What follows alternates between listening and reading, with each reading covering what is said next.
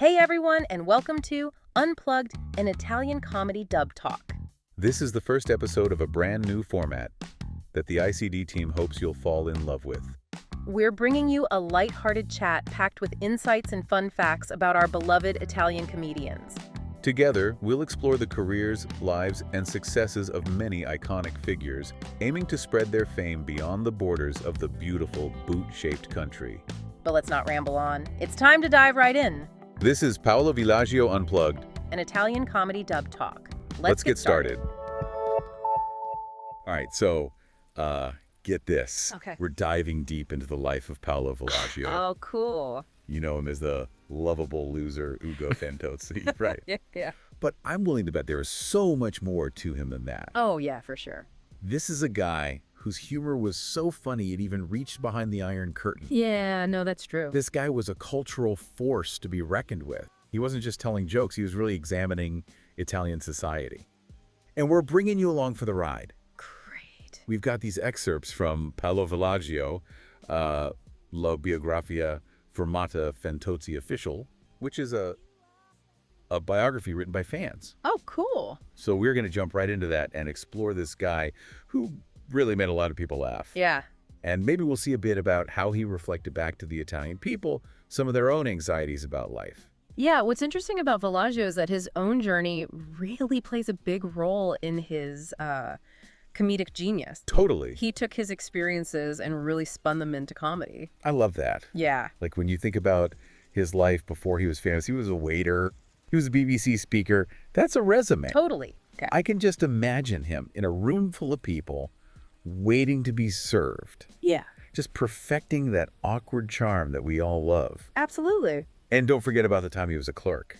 Oh, yeah. He worked for this construction company, co-sitter. Right. You can see how those years where he's like trying not get it like stuck at the bottom Yeah. really fueled his character, Fantozzi. Totally. It makes you think maybe tucked away in a file cabinet somewhere is like a really angry memo that just sparked the entire thing. Yeah, like his origin story is hidden in there somewhere. Totally. In a file cabinet in Italy. Exactly. Yeah.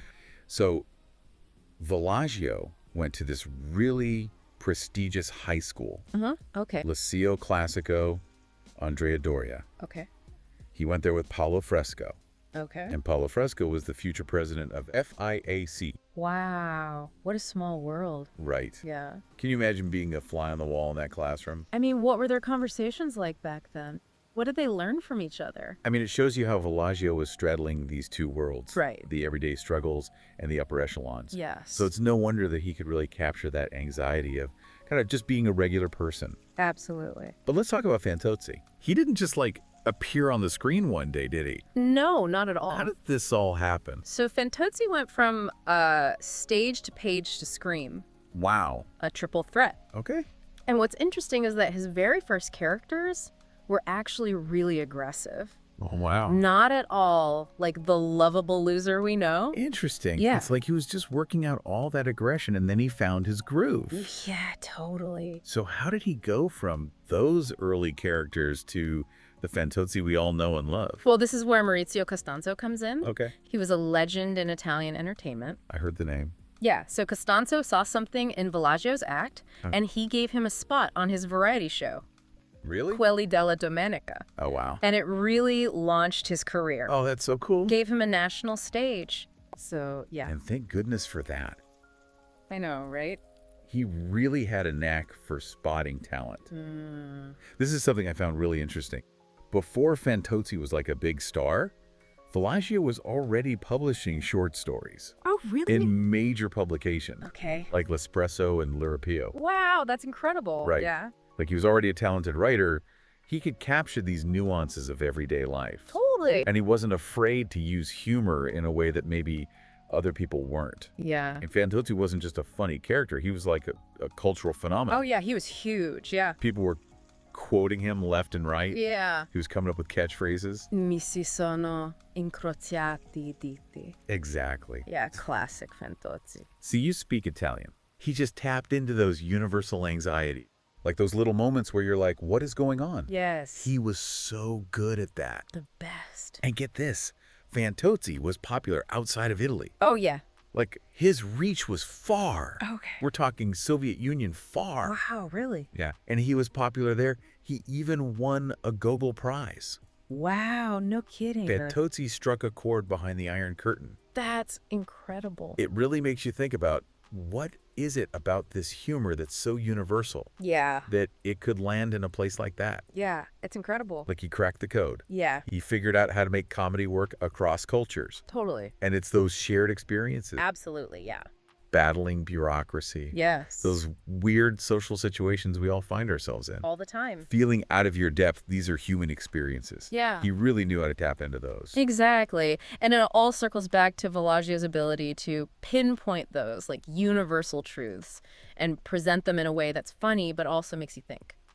And there's that scene where he's forced to watch Battleship Potemkin. Oh my gosh, yeah. And he's like, una cagata pazzesca. Which basically means he was not a fan. No, not at all. Not a fan of the film. It's a hilarious line, but it also shows how he could make these commentaries on society. Totally. Here's this normal guy, he's got to sit through a movie, and he's like, this is awful. Yeah. He's calling it out. Yeah, he's not afraid. But he could make you think and make you laugh. Yeah, it's a gift. He was brilliant.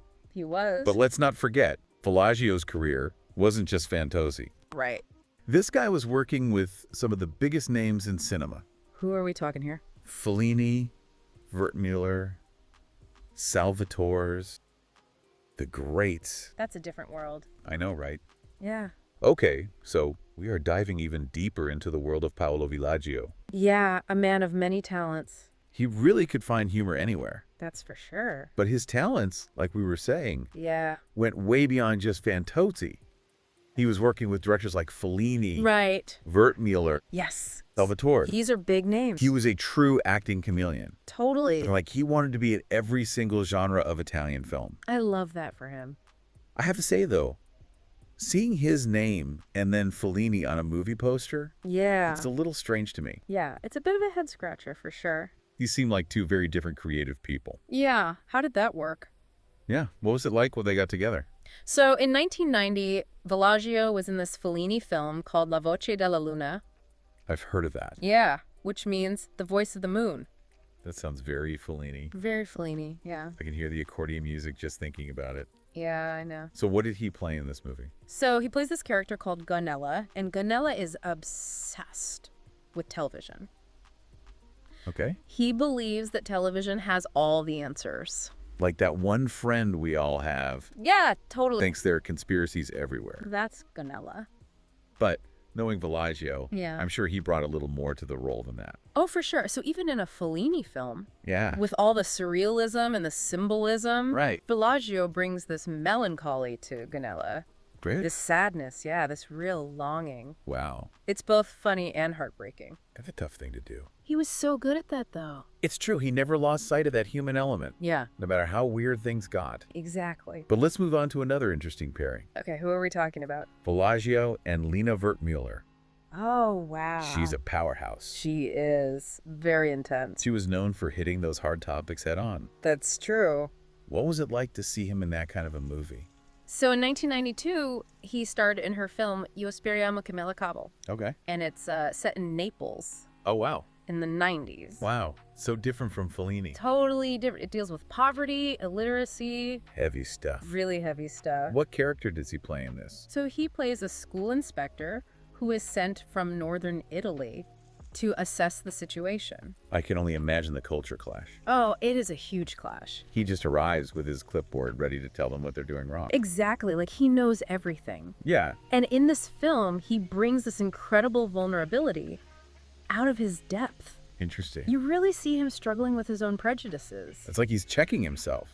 Exactly, like, wait a minute. And even in this dramatic setting, Yeah. Villaggio still finds those moments of humor. Oh, there it is. Those little glimpses of absurdity that make you chuckle. It's like he can't help himself. It's true. He finds the humor everywhere. Yeah, he can't turn it off.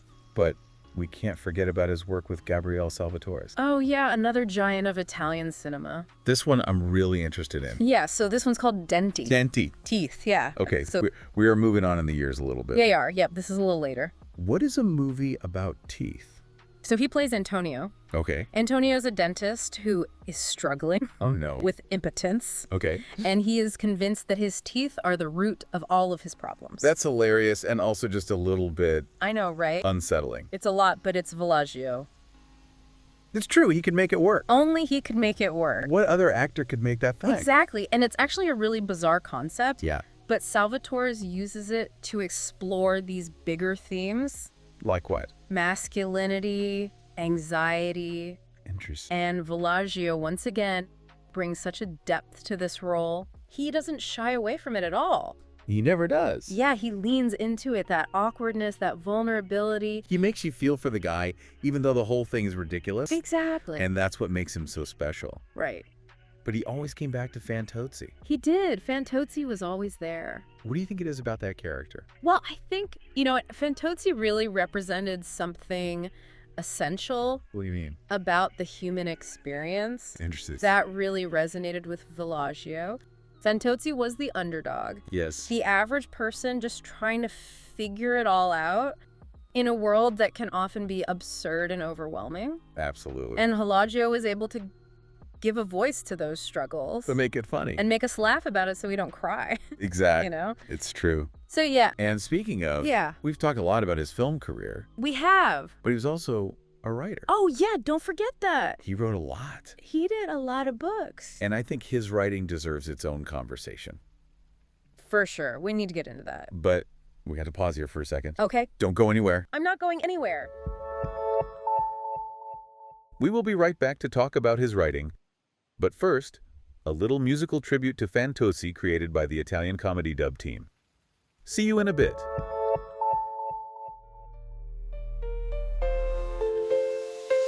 L'ufficio sinistri è là che lavora, colleghi infami, il capo che ignora la Silvani, la sua ossessione, ma resta solo senza concessione. Nel secondo tragico il caos aumenta, tra calcetto e vita che tormenta. Fantozzi contro tutti, la sfida è più dura, col direttore copre umiliazione sicura. Subisce ancora fra diete e disgrazie, maratone e incubi, tutto rinasce. Super Fantozzi nella storia viaggia, ma la sfiga lo segue, mai si scoraggia. Va in pensione ma pace non trova, tra sogni di lavoro, la vita che ci prova. Alla riscossa ma sempre lì resta, tra equivoci e sfortune è una festa. Fantozzi è simbolo della nazione, rappresenta l'italiano con frustrazione. Villaggio, l'attore, gloria e storia, nei nostri cuori resta la memoria. Fantozzi è simbolo della nazione, rappresenta l'italiano con frustrazione. Villaggio, l'attore, gloria e storia, nei nostri cuori resta la memoria. Tributo Fantozzi, il ragionier sfigato, cuore grande, sempre amato. Nei suoi film ci specchiamo tutti, tra risate e realtà siamo sempre distrutti. Siamo sempre distrutti.